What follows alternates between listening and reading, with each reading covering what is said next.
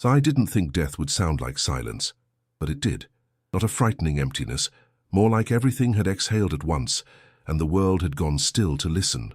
It happened after the pain stopped. I remember opening my eyes and finding myself standing on a path that stretched farther than sight, covered in mist. There was no sun, yet everything glowed faintly, like the air itself remembered light. I looked around, but there was no one, no sound, no wind, only quiet, the kind that hums. Inside your bones. Then I saw it in the distance, a gate. It wasn't made of metal or stone. It shimmered like liquid light, rising higher than mountains. Patterns of gold and white rippled across it, alive, breathing. Every step I took toward it felt like stepping through memories, each footfall echoing something I'd forgotten but never truly lost. When I reached the base of the gate, I felt it, a presence. It wasn't visible, but it filled the air like the warmth before dawn.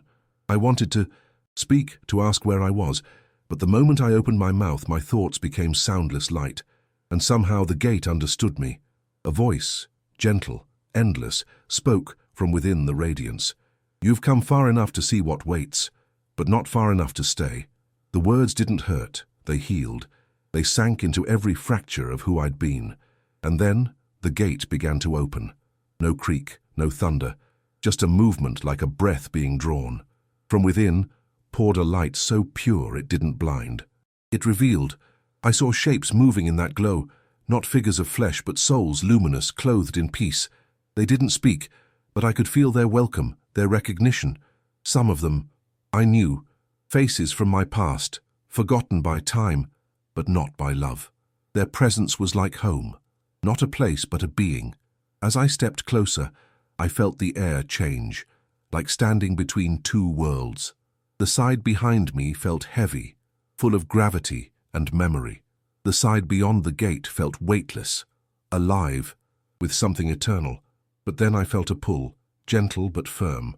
The same voice spoke again. The quiet you seek is not yet here.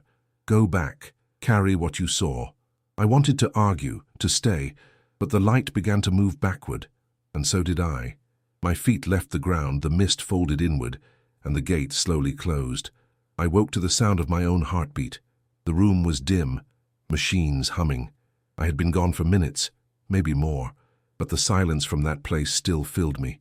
Since that moment I felt it, the gate's presence, not as something far away but as something just beyond perception. When the world grows still, when prayer turns into silence, I feel the same warmth, the same invitation. And now I know, the gate isn't only at the end, it's at the edge of every quiet moment waiting for those who dare to listen. Because heaven isn't reached by noise, it's revealed in the quiet. And what waits beyond that silence is not death, but home.